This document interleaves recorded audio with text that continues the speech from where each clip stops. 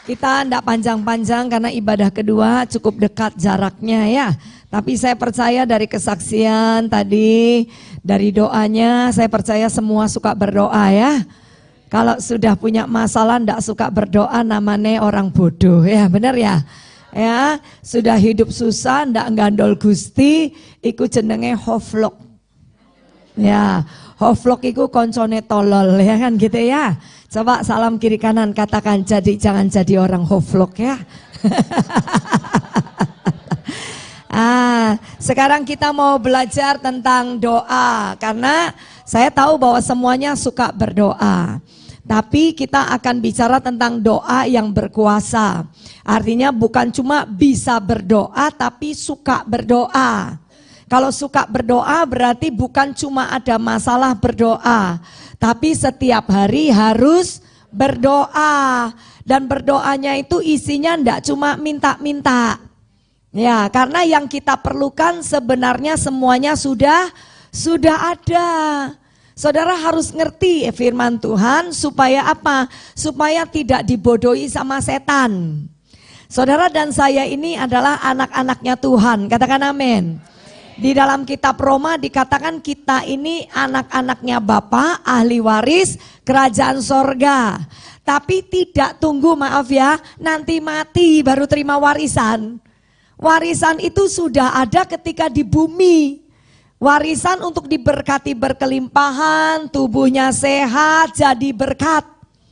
Ya, jadi kalau hari ini setiap kita anak-anak Tuhan suka mengeluh, suka ngomong aku ini susah, aku ini miskin, aku ini bukan siapa-siapa, ini masuk dalam tipu dayanya setan. Makanya banyak anak Tuhan itu kalah. Hidupnya selalu utang aja, bilang sama kiri kanan, di sini ndak ada. Nggak ada yang ngaku ya. Isinya utang aja, isinya mengeluh aja ya. Ini tidak bicara rajin ibadah loh ya. Banyak yang rajin ibadah hidupnya tetap kalah. Kenapa coba? Karena tidak mengerti status dirinya adalah anaknya Allah, anaknya Tuhan Yesus. Kalau kita percaya kita anaknya Tuhan, Tuhan itu yang punya langit, Tuhan yang punya bumi, Tuhan yang punya seisinya. Berarti Tuhan kita kaya atau miskin? Berarti kita bilang lagi kiri kanan, ojo kakean utang. Ya, kalau sudah tahu kita ini kaya, belajar untuk percaya. Dengan cara apa? Setiap hari berdoa. Karena tadi lagunya ku terhubung denganmu. Berarti doa itu adalah terhubung. Tapi kalau tidak setiap hari membangun hubungan, itu sama dengan doa yang kadang-kadang cuma sampai plafon turun balik. Doa yang bisa ditangkap sama iblis. Doa yang bisa dicuri sama iblis. Karena doanya tidak dengan iman. Iman itu berarti percaya setiap apapun yang ada di Alkitab yang tertulis di dalam firman Tuhan, saya percaya. Berarti di ruangan ini harus percaya kalau saudara itu anaknya Tuhan. Amin. Anak Tuhan itu kuat. Bukan kuat untuk mengeluh, tapi kuat percaya. Kuat menanggung segala keadaan. Katakan amin. Tapi jangan mau ditaruh sama setan mental korban. Tahu enggak mental korban? Ya wis ngene ae wis cukup. Padahal hari ini tidak cukup. Wis ora popo, siapa tahu ada yang ngei. Lah itu namanya mental korban. Kalau Tuhan ajarkan kita yang namanya bos, yang namanya raja, itu suka menerima atau memberi? Nah, kalau kita berdoa Tuhan akan ubah mental kita. Jadi doa itu bukan hanya menjawab doa saya butuh uang Tuhan kasih, saya sakit jadi sehat, nanti perlu rumah dikasih rumah. Tapi kok yo sampai hari ini rumahku durung teko yo. Kenapa? Coba kan gitu. Karena yang harus dirubah itu bukan setiap hari berdoanya saja, tapi mentalnya harus berubah. Karena mental itu ada di dalam bagian iman. Kalau saya beriman, saya percaya berarti ada kuasa di dalam saya anak Tuhan, apapun yang saya doakan jadi. Ada enggak Bu Valen ayatnya? Ada. Coba kita buka yuk. Markus 11 ayat 23, 24. Ya, kita belajar kuasa doa. Nanti sesi 2, sesi 3 saya khotbahnya beda semua ya. Tetap bicara tentang doa. Tapi pagi ini saya mau ajarin ini. Saya ini mengalir, kemarin ditanyain toh, ada PPT Bu? Enggak ada, saya enggak bisa. Kalau khotbah pakai tulisan, lihat wajah saudara saya terinspirasi. Jadi jemaatnya modelnya seperti apa, hikmatnya muncul. Nah pagi ini saya percaya saudara sudah tiap hari berdoa. Tapi harus disertai iman. Dan harus berhenti yang pertama punya mental korban. Mental korban itu mental miskin, artinya hidup selalu minta-minta dan minta dikasihani. Belajar untuk bisa memberi. Karena kalau saudara belajar untuk memberi, saudara akan diberi dan ditambahkan dan dipercaya sama Tuhan. Dan tidak boleh berkata aku miskin dan aku kurang. Karena setiap apa yang keluar dari mulut kita punya kuasa. Kalau setiap hari kita bilang aku kurang, maka akan kurang seterusnya. Tapi kalau bicara aku hari ini diberkati, hidupku lebih dari cukup, hidupku akan berkelimpahan, maka satu saat yang kau doakan, yang kau keluarkan dari perkataan akan terjadi. Jadi ayo ditangkap ya, Ibu Valen khotbahnya rodok pelan-pelan, ini bukan tipeku loh ini. Saking lihat ini wajahnya semua pada bengong, itu pendeta no kece ayu nih. Betul ya kan gitu ya. Lah malah melongo kabeh ngene. Lah saya mau khotbahnya cepat, nanti takut enggak keterima ya. Jadi saya khotbahnya pelan-pelan karena juga ada banyak tante, oma ya. Coba disimak, disimpan. Jadi pulang direnungkan. Siapa tahu ya kan, Tuhan itu selalu membuat segala sesuatunya itu tiba-tiba. Tahun ini yang doa pengen punya rumah, dikasih rumah. Kecil enggak apa-apa, yang penting bisa dirawat ya toh. Bu tapi enggak bisa dibeli, punya iman. Kalau enggak bisa dibeli, diberi. Loh kalau nasi ngamen ya apa sih? Loh enggak mungkin Bu, lah itu iman itu selalu yang tidak mungkin jadi. Oh ya pinter aja. Nah sudah pulang ndak inget tulisannya. Kalau di gereja sudah bisa jawab berarti pulang harus ngerti dan dilakukan. Ya, kalau ndak bisa beli diberi gitu. Oh Tuhan saya butuh sepeda ontel, saya butuh sepeda motor, mosok toh keluar aja dari rumah yang saya tinggal kok melaku terus iki wis tuwek kan gitu ya. Tapi ndak bisa beli. Kalau ndak bisa dibeli, yang beri siapa? Lewat siapa? Seseorang. Ajak ngomong Bu Valen ya. Nah yuk sekarang kita lihat ya. Markus 11 saya cari dulu. Ini kan ngalir namanya ya. Markus 11 ayat yang ke-23. Nah ya kita mau baca sama-sama supaya pulang iling. Jadi ibadah jangan cuma rame-rame, tapi setiap firman yang dikhotbahkan, yang saudara dengar, disimpan dalam hati, direnungkan, dan Alkitab berkata nanti hidup kita akan beruntung. Amin. Ya, yuk kita baca ya. 3, 2, 1. Aku berkata kepadamu, sesungguhnya barang siapa berkata kepada gunung ini, beranjaklah dan tercampaklah ke dalam laut, asal tidak bimbang hatinya, tetapi percaya bahwa apa yang dikatakannya itu akan terjadi, maka hal itu akan ya tadi tante Ibu Valen sudah ngomong ini kan. Nah kalian coba lihat baik-baik, Ibu Bapak semua lihat di sini. Dikatakan sesungguhnya barang siapa berkata, berarti hati-hati dengan kata-kata. Karena setiap kata-kata orang benar itu adalah doa. Jadi jangan juga suka ngomongin orang. Jangan suka gosip. Bilang sama temen kiri kanan, ojo pengangguran. Ya, suka ngomongin orang ya toh? Loh iya. Itu yang pertama suka ngomongin orang. Yang kedua suka bohong. Di sini banyak enggak yang suka bohong? masuk surga semua ya. Jujur ya. Yang pertama, jangan suka membicarakan orang lain. Dengar ibu-ibu, jangan jadi orang yang hidupnya seperti pengangguran, ndak ada yang dipikir yang penting ya. Ini saya mau ngomong, saya ndak mau nganggap saudara orang sederhana atau bagaimana, karena saya tahu kita semua statusnya anak Tuhan.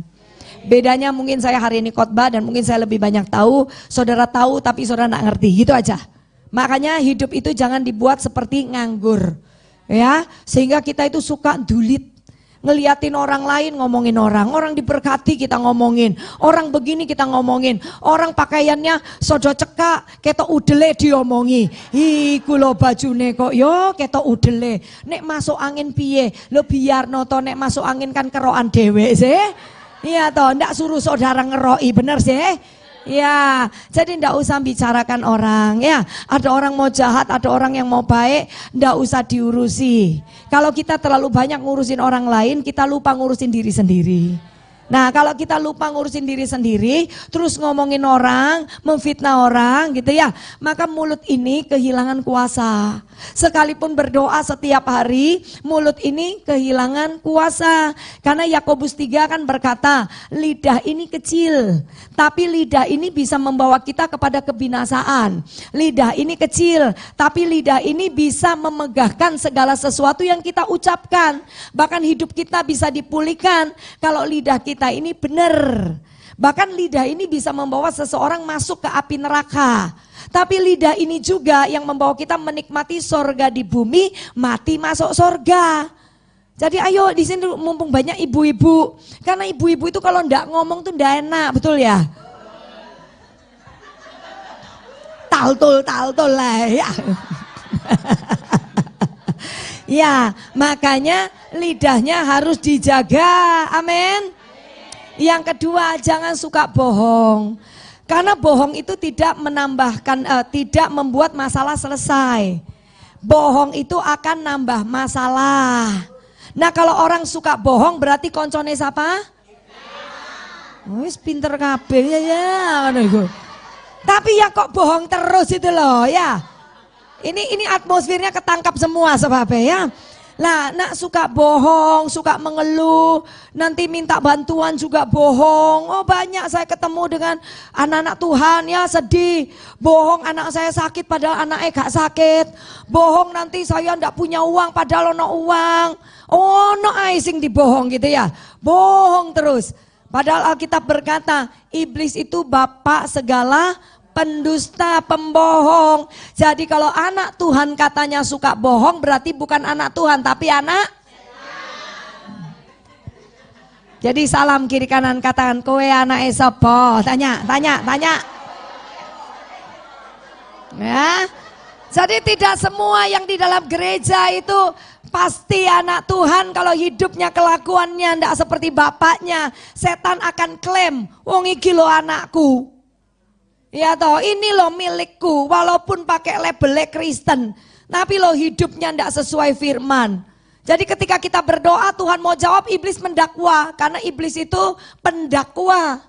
Iblis akan bilang, ngapain orang model kayak begini diberkati? Malaikat bilang, tapi dia berdoa loh. Tapi lo orang ini suka bohong. Orang ini lo ndak punya iman. Orang ini lo suka jahat sama orang lain. Bukan Tuhan tidak menjawab doanya, tapi iblis menahannya karena ada dosa di situ. Ya, Yesaya 59 ayat 1. Coba LCD bantu saya ngalir. Oh, ini ngomongnya pelan-pelan loh. Ini pelan loh ini. Saya biasa itu kayak kereta api. Ini loh pelan saya ngomongnya sampai ndak mudeng ikut jenenge Oon. Ya, ayo Yesaya 59 ayat 1. Saya ngalir dengan LCD-nya. Ya, baca ya. 3, 2, 1. Sesungguhnya tangan Tuhan tidak kurang panjang untuk menyelamatkan, dan pendengarannya tidak kurang tajam untuk. Berarti Tuhan selalu mendengar enggak? Selalu ingin tolong apa tidak? Dan pasti ditolong apa tidak? Berarti kalau pengen minta bantuan siapa?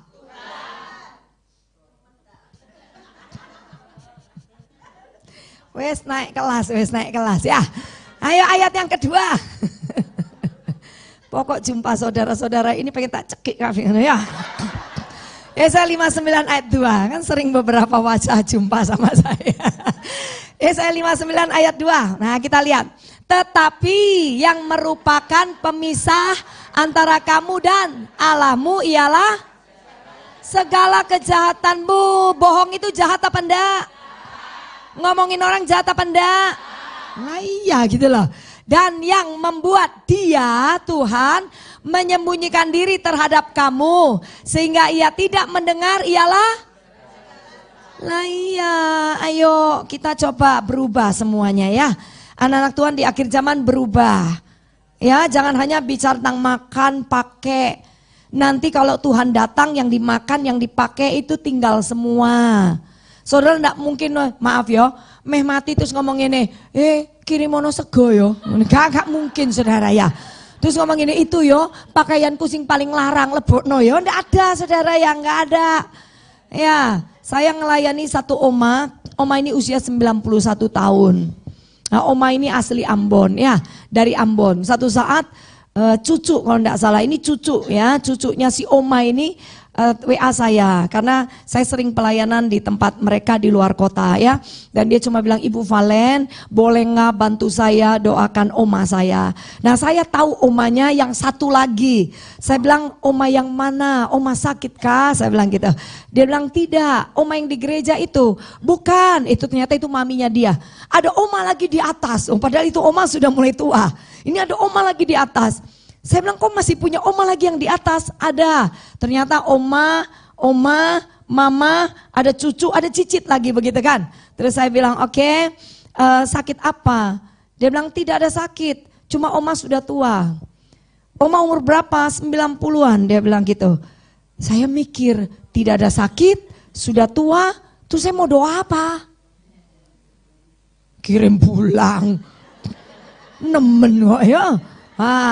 Terus saya tanya sama dia, nah terus kondisi oma bagaimana? Kondisi oma itu tidak bisa makan sudah, cuman dikasih ya minum begitu ya, makan sudah susah, nggak bisa ngomong gitu kan, nggak bisa kenal orang sudahan ya, cuma diranjang terus mandi di situ ya sudah apa-apa di situ. Nah mereka bilang kami kasihan sama oma, bagaimana ibu? Tiba-tiba seperti Tuhan taruh di hati saya ya. Kau pergi ke sana, ini di Malang ya, kau pergilah ke Malang. Nah, waktu itu saya masih di Banyuwangi pelayanan, terus saya bilang nanti ya saya berangkat ke Malang untuk berdoa, karena lewat telepon saya tidak lihat omamu, saya tidak tahu Tuhan mau apa. Saya pergi ke Malang nanti, nah saya lihat jadwal saya bilang tunggu ya, saya lihat jadwal. Ternyata itu hari Senin, masih ada Selasa depan masih kosong, itu ada satu tanggal kosong. Saya bilang oke, saya mau bilang Selasa depan, tiba-tiba Roh Kudus taruh di hati saya. Kalau ndak nutut piye, nah gitu loh. Kalau ndak nutut piye, kelamaan 1 minggu lebih gitu ya. Nah padahal oma ini masih sehat gitu kan. Terus saya bilang ya sudah gini aja, anak-anak dikumpulin semua dari mana-mana suruh datang. Kita rekonsiliasi aja, semua minta ampun sama mama, sama oma, sama oma lah begitu. Terus mereka bilang iya Cici, iya ibu, nanti ini hari Kamis semua pada datang dari Jakarta, Gorontalo, Manado, apa semua pada datang. Saya bilang kalau gitu Jumat saya ke sana. Saya lihat Jumat saya pelayanan pagi. Saya bilang iya sore saya akan berangkat ke situ. Dia cuma bilang gini, jangan, kalau bisa Sabtu. Sabtu saya enggak bisa juga. Dari pagi sampai sore saya ada acara doa bagi bangsa. Terus saya bilang sama dia, saya mau bilang enggak bisa. Tapi Roh Kudus taruh di hati saya, berangkat. Cuman 1 jam lebih sedikit gitu ya. Akhirnya saya ngomong ya sudah Sabtu saya dari doa langsung saya pergi ke sana. Sampai di sana saya jam 5. Saya bilang sampai sana saya jam 5. Dan kemudian mereka, ini ibu dia rodok mikir gitu. Saya bilang ibu gini aja, saya jam 5 sampai di sana, kalian enggak usah siapkan apa-apa, saya doa saya langsung pulang. Ya kalian tahu kalau biasanya pendeta datang mendoakan, ada yang siapkan angpau kan? Tapi saya enggak pernah terima angpau untuk berdoa. Karena doa tidak dijual ya, doa itu yang mengerjakannya Tuhan. Jadi saya konseling, saya doain orang, saya enggak pernah terima berkat. Kecuali saya memberitakan Injil. Jadi saya dari dulu kalau mau kaya, dari dulu saya udah kaya. Karena saya punya karunia doa ya. Tapi karunia doa tidak dijual. Itu karunia yang diberikan untuk membawa orang-orang kembali sama Tuhan. Melihat Tuhan, mengerti hati Tuhan, itu doa ya. Jadi saya enggak terima. Jadi saya bilang enggak usah siapkan apa. Saya datang, saya doa, saya langsung pulang. Singkat cerita, saya berangkat di hari Sabtu, pas di situ jam 5. Hebat toh kalau mulutnya orang benar. Tepat saya sampai di sana jam 5 sore. Padahal saya nggak tahu nanti doanya selesai jam berapa. Tapi jam 5 saya sampai di sana. Saya lihat si Oma benar-benar sudah nggak bisa apa-apa ya. Terus saya pegang tangannya Oma lihat saya, nggak tahu dia bisa lihat jelas apa enggak. Saya cuma bilang, Oma, kita doa ya. Ini Ibu Pendeta dari Surabaya. Kita doa, dia kasih saya jempol sambil gitu tak ya. Nah waktu saya pegang dia, kok hatinya Oma ini ada rasa takut sedikit. Saya cuma bilang, Oma jangan takut ya, Tuhan Yesus sayang sama Oma, jangan takut. Dia cuma begini-begini ya. Terus saya bilang, ayo semua anak-anak sudah kumpul nyanyi, semua udah nyembah nyanyi semua. Ada satu anak itu penuh Roh Kudus ya, udah nyanyi nangis semua. Tiba-tiba saya lihat Tuhan Yesus hadir di atas gitu ya. Ya seperti di awan-awan Tuhan itu hadir. Tuhan kasih tangan 2 ke Oma. Kasih 2 tangan ke Oma sambil senyum ngelihat Oma, tapi tidak lihat saya. Untung gak lihat saya ya. Dia kasih tangannya ke Oma begitu kan. Nah terus saya bilang, Oma jangan takut, Tuhan Yesus sudah ada di sana. Dia kasih tangan buat Oma karena mereka orang luar pulau. Saya ikut logatnya karena saya juga dari Kalimantan toh. Saya bilang, dia kasih tangan sama Oma ambil ya tangannya Tuhan Yesus. Kalau Tuhan mau bawa Oma kemana saja, Oma ikut. Si Oma cuma gitu kasih jempol, anak-anaknya tambah nangis semua. Selesai kita doa, saya bilang kau minta maaf semua, satu-satu minta maaf, anaknya minta maaf, cucunya, cicitnya semua minta maaf. Iya ada bahasa-bahasa lucu juga sih, karena anaknya kan sudah tua-tua, ini Oma kan sudah 91. Jadi ada salah satu anak itu peluk si mama, mungkin anak paling kecil. Jadi dia bilang begini, Mama, beta minta maaf dari kecil beta nakal. Saya itu sampai tertawa sampai nangis saudara. Saya ikut nangis tapi geli gitu ya. Duh sudah tua, dia bilang beta nakal waktu kecil ya Mama, dia bilang begitu kan. Si Mama mulai keluar air mata ya, mulai keluar air mata. Si Oma sambil dia kasih tangannya di atas kepala anak-anaknya. Saya percaya Oma ini dari masa mudanya Tuhan sayang sama dia. Ya, dia orang yang dekat sama Tuhan. Bahkan di hari terakhirnya Tuhan izinkan gitu ya, acara kumpul keluarga semua anak-anak sudah jauh di mana-mana itu dikumpulkan, itu berkat loh. Bisa kumpul sama keluarga, kumpul dengan anak, mantu, cucu, cicit, itu berkat loh. Katakan amin. Jadi tidak melulu mikir duit, ya. Tapi kumpul dengan anak, cucu, mantu, cicit, cucu gitu ya. Saudara rukun ya, anak-anak sayang itu berkat. Makanya kalau tambah tua itu jangan tambah jahat. Ya, kalau jadi mertua ojo jahat. Nanti ditaruh di panti. Nanti ditaruh di panti jompo ya, jangan jahat ya. Nah itu ya, selesai kita doa, saya lihat Tuhan Yesus sudah berdiri di sampingnya Oma. Ya Tuhan Yesus berdiri di samping Oma, cuman berdiri senyum sama si Oma. Akhirnya saya doa, Tuhan saya cuma ada tulisan minggu gitu. Berarti lewat minggu atau seminggu saya nggak ngerti. Akhirnya saya doa, saya bilang Tuhan kehendak-Mu yang jadi. Kuserahkan si Oma sepenuhnya ke dalam tangan-Mu. Apapun yang Kau mau kerjakan, lakukan Tuhan. Sudah saya pulang, terus mereka lihat saya bilang jangan doa Oma cepat-cepat pulang ya. Biarkan waktu Tuhan saja. Kayaknya minggu, seminggu atau lewat minggu ini saya nggak ngerti. Tapi kalian berjaga-jaga, jangan ada yang tinggalkan Oma. Ya sudah. Saya pulang, persis 1 jam saya selesai doa, kita pulang ke Surabaya, suami tanya saya, apa tuh Tuhan ngomong apa? Enggak ada, tapi kayaknya pulang, saya bilang gitu. Pulang kemana? Ke sono lah ya, pulang gitu. Benar loh saudara, itu Sabtu kan? Sabtu, Minggu, Senin saya di WA, selesai saya pelayanan pagi, siang saya lagi mau makan, saya buka HP kan, sudah di WA, Shalom Ibu Valen, terima kasih, Oma sudah berpulang kepada Bapak. Nah padahal saya mau datang Selasa toh.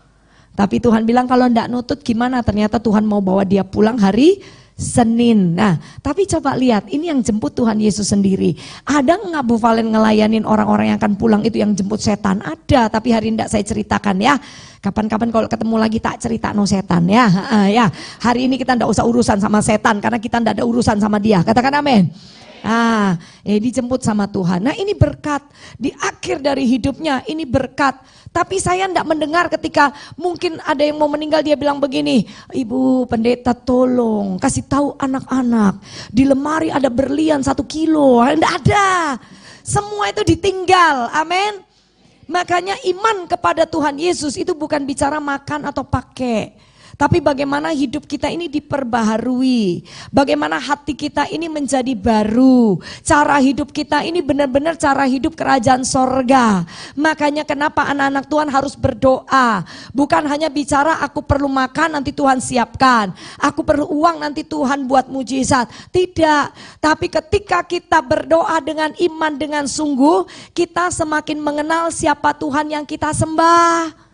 Sehingga tidak ada lagi yang namanya kejahatan, dosa yang iblis berikan kepada kita. Kita mau hidup di sana. Karena yang membuat pemisahan antara manusia dengan Allah itu adalah dosa. Jadi kalau diajarin doa itu bukan supaya ada mujizat. Karena mujizat itu setiap hari ada. Katakan amin. Coba bilang mujizat setiap hari ada. Coba ikut saya ngomong, hari ini yang saya perlukan sudah ada. Hari depanku ajaib dan dahsyat. Tuhan tidak pernah meninggalkanku. Bilang sama kiri kanan, bilang, saya lupa kalau saya ini kaya. Bilang. Setuju, katakan amin. Beri tepuk tangan buat Tuhan Yesus ya.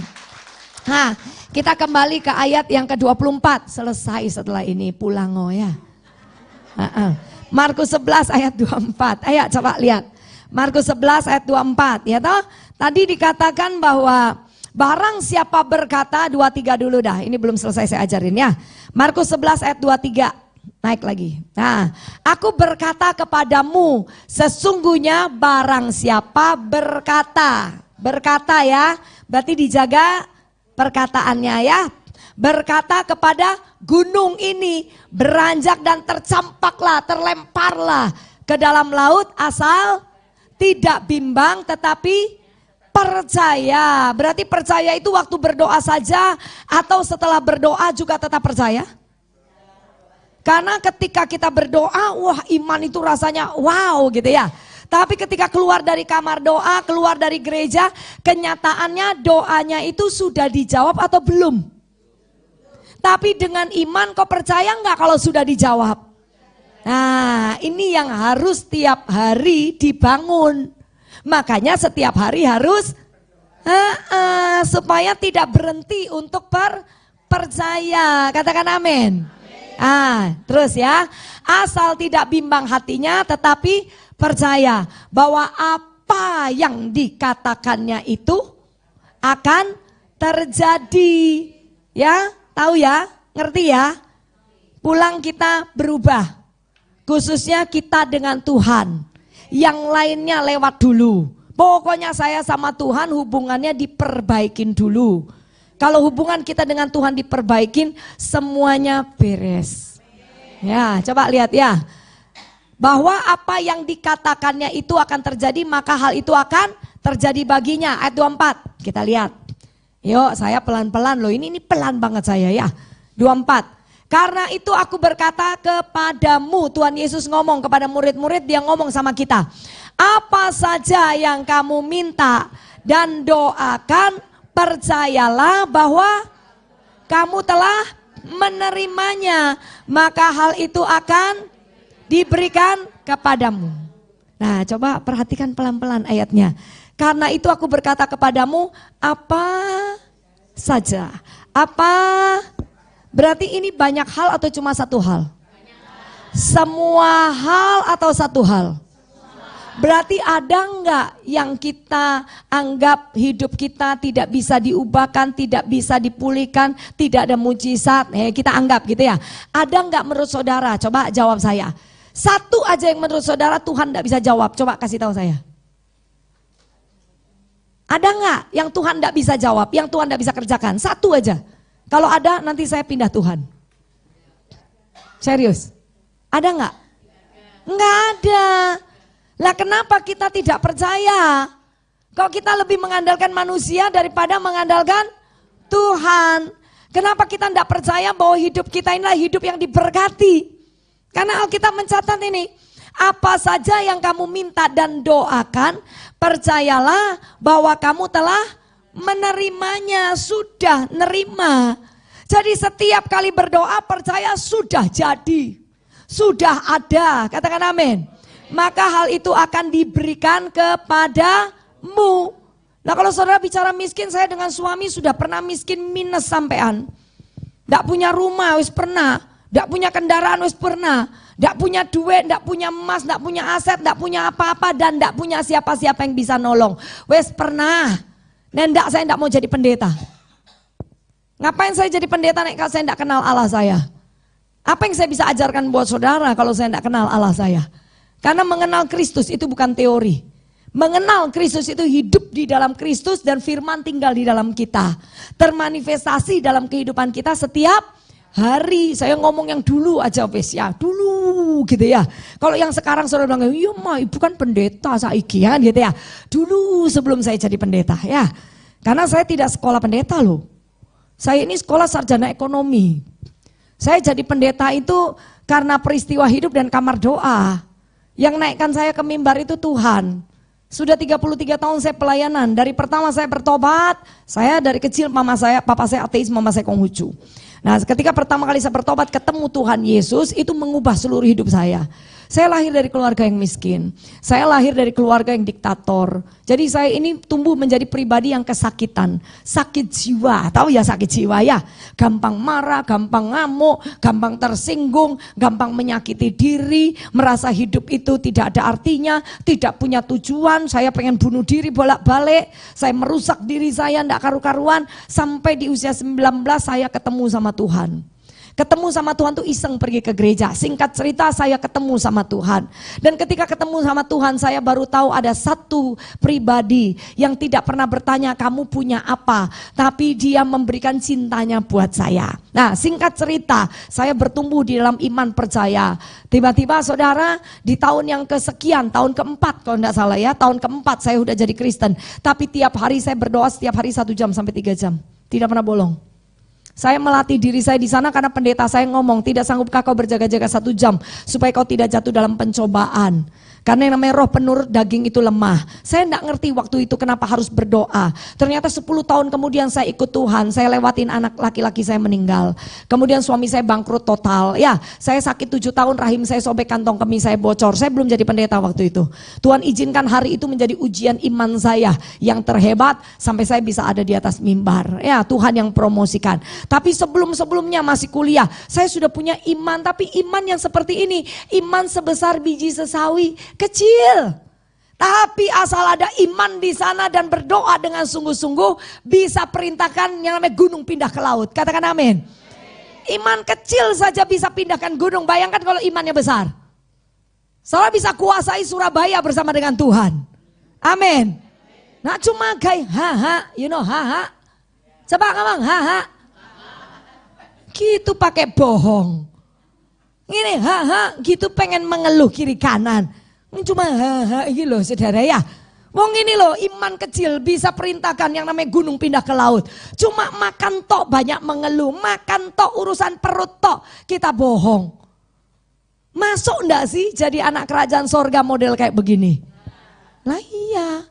Mulai berubah supaya anak-anak kita tidak hidup di dalam korban yang namanya menjadi mental korban dan punya mental miskin. Katakan amin.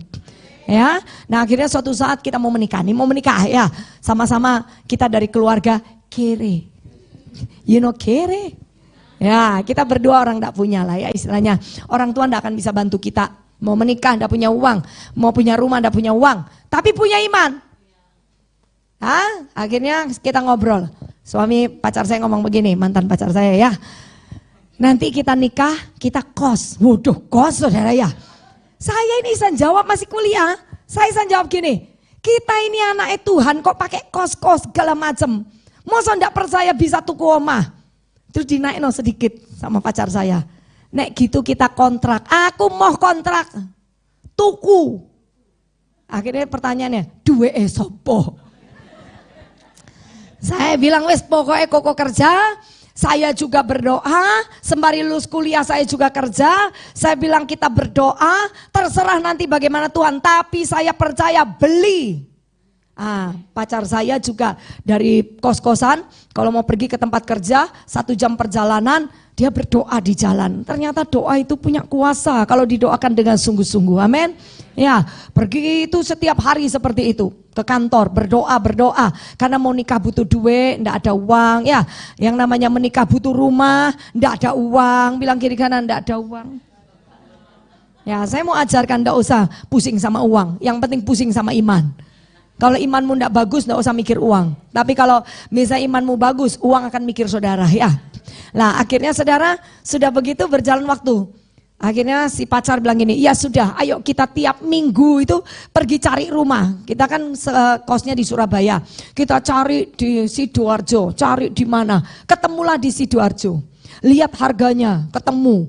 Waktu itu berapa puluh juta tok. Woi, zaman itu harga rumah cuma berapa puluh juta ya. Terus si pacar bilang begini, kita beli yang ini, tipenya kecil, ya toh. Saya setuju, ya pokoknya punya rumah kan gitu. Ya wes pokoknya tuku omah, tipenya kecil, kecil sekali. Ya sudah, satu lantai. Sudah kita taruh uang muka tapi masih kurang karena kita masih mau nyusun KPR apa segala macam, ya toh. Padahal duit di bank punya saya 10.000, punya pacar saya juga 10.000 karena kita anak kos-kosan, gak iso nabung, ya toh. Nah, waktu saya berdoa, 3 hari saya berdoa, itu loh saya masih baru lulus kuliah, baru bertobat 4 tahun loh. Belum mikir saya akan jadi pendeta. Saya cuma pengen hidup tenang kan dari kecil saya penuh dengan air mata. Akhirnya saya berdoa 3 hari muncul gambaran rumah. Kok besar ya? Lah saya telepon karena pacar saya sudah ikut orang kerja nyeles. Saya telepon, rumahnya kecilian. Kata pacar saya, lu nanti kawin mau makan krekel. Oh no loh ya. Saya bilang, tapi ini lo tak lihat di dalam doa itu besar, lebih besar dari itu. Westa, dia bilang gitu. Beriman itu jangan konyol kan gitu. Namanya pria logika kan. Ya sudah saya enggak bantah. Waktu datang tiba-tiba lihat itu rumah. Yang mana sih kamu pilih katanya. Saya kan yang pilih. Saya bilang yang ini, kita pergi ke sana. Kan iso diintip, sudah jadi rumahnya. Pacar saya ngomong gini, iki selonjor ae gak iso, cari ngono saya.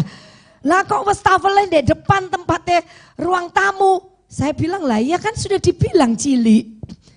Ayo kita cari yang lebih besar. Nah itu Tuhan yang dorong. Cari lebih besar. Akhirnya ketemu ada satu lagi yang lebih besar. Ya kita ngomong sama ini apa agennya di sana. Kita bilang kita boleh nggak pindah kapling. Dia bilang boleh. Tapi harus tambah duit 250.000. Bagi kita dulu 250.000 itu besar sekali ya. Saya berdoa lagi, Tuhan pokok ojo sampai bayar 250. Kalau dia enggak mau ya sudah yang kecil saja. Tiba-tiba ditelepon, ya sudah Bu, ambil enggak apa-apa dipindahkan, enggak usah pakai uang 250.000. Nah ibu mau KPR bagaimana? Kita ngurus KPR, gak iso tembus lah kalau duwe. Ya sana enggak punya uang, saya enggak punya uang. Uangnya cuma 10.000. Sementara yang masuk ke developer itu sudah 3 juta. Uang mukanya cuma 9 juta, masih kurang 6 juta. Rumah itu 42 juta.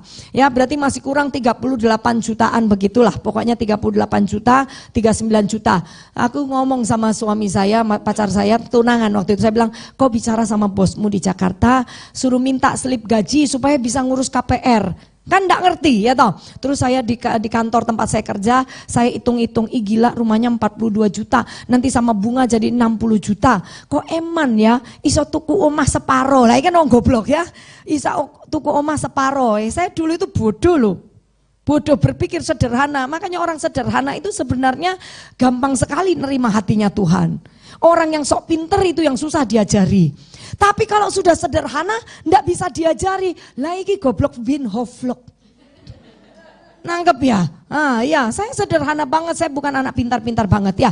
Nah, singkat cerita akhirnya bosnya nanya gini. Nah, kan kita enggak tahu cara Tuhan. Bosnya suami saya nanya gini, "Mau beli rumahnya di mana? Yakin tak mau di Sidoarjo?" "Iya, kenapa enggak di Jakarta aja?" Suami saya ngomong, "Mahal." "Kenapa enggak di Surabaya, kan kota besar juga mahal." Ini sudahlah sesuai, yang penting dikasih no slip gaji. Tapi bos enggak mau kasih slip gaji, dia tanya gini, "Emang kurang piro?" Kita ngomong kurang 38 juta. Ya sudah, tutup aja, dikeskan. Loh, ngerti nek dikeskan. Loh, saya milih Surabaya sing gede sisan. Tapi kan itu sesuai takaran iman, betul enggak? Nah, akhirnya bosnya datang, dibayarin 38 juta, ditanda tangan sama dia, tetap nama kita, ditanda tangan sama dia. Suami saya nanti bayar tiap bulan potong gaji. Terus saat ditanya sama suami saya, kan saya bilang, Tuhan eman ya bunganya ini kok banyak. Tuhan itu loh gitu tok di kantor, saya ini selalu berdoa di kantor saya kerja. Lah Tuhan denger gitu tok loh, enggak pakai oh haleluya, enggak. Yang penting tiap hari kau bangun hubungan dengan Tuhan ya. Terus pacar saya nanya nih sama bosnya, bunganya berapa koh gitu ya.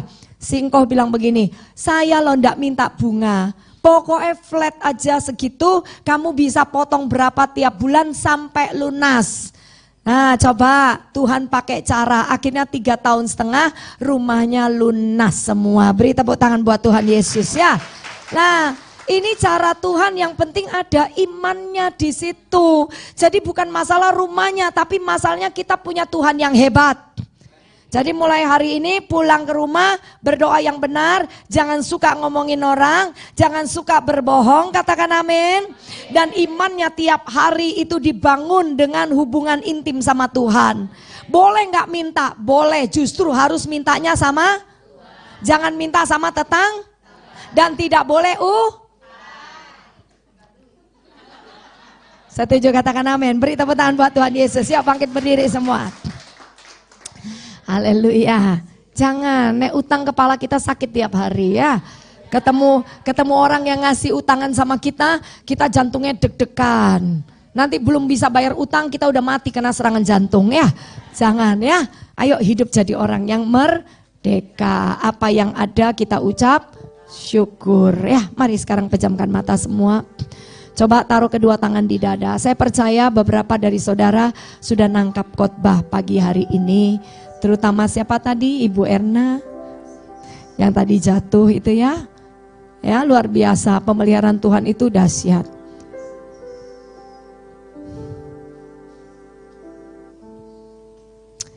Tidak selalu bicara tentang uang.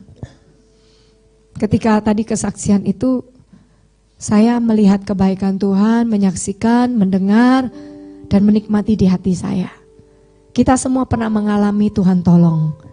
Kita semua pernah ada dalam keadaan yang tersulit, tapi Tuhan jaga kita. Jadi ikut Yesus itu bukan bicara berkat, tapi berkat itu otomatis.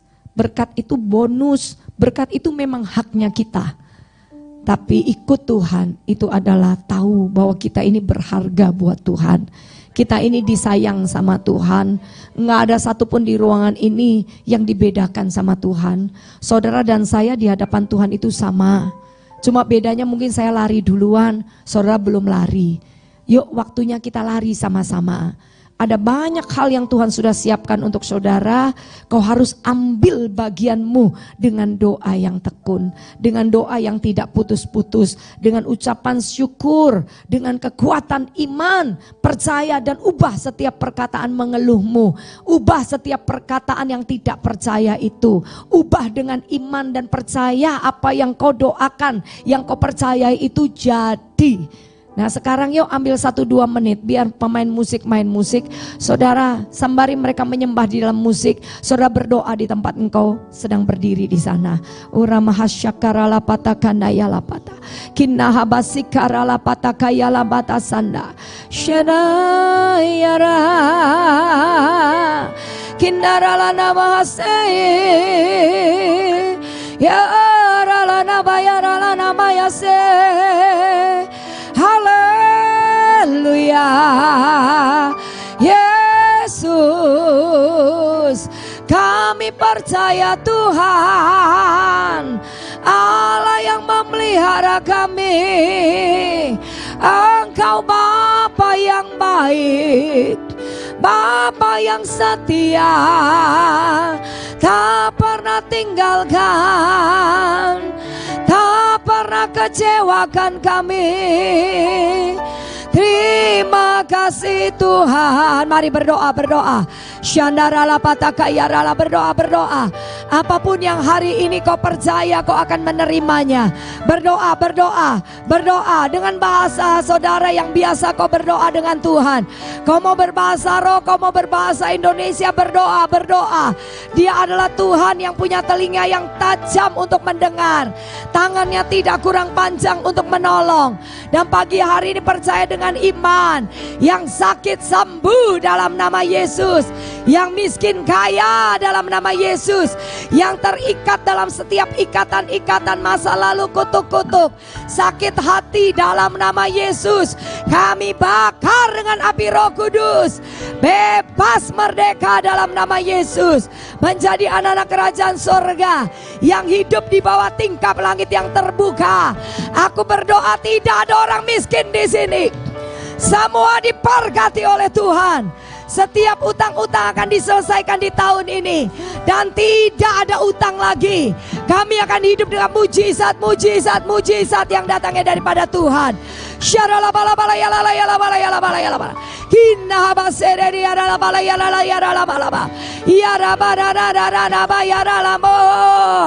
Haleluya. Mari angkat kedua tangan.